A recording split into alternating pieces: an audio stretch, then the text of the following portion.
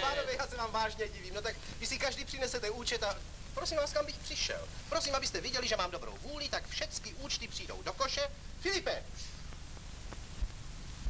Tak.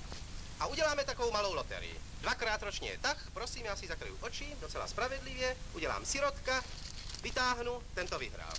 Pan Maďara. Zde.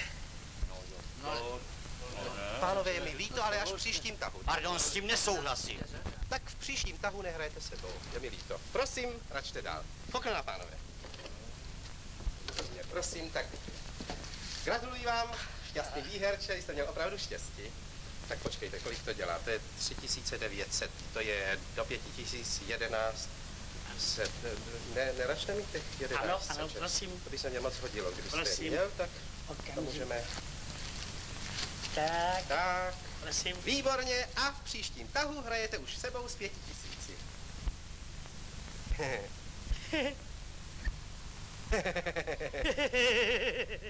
Tak, nashledanou, poklona. Děkuju. Prosím, rádo se stalo. Už jsem se zas přepracoval. Nějak není dobře.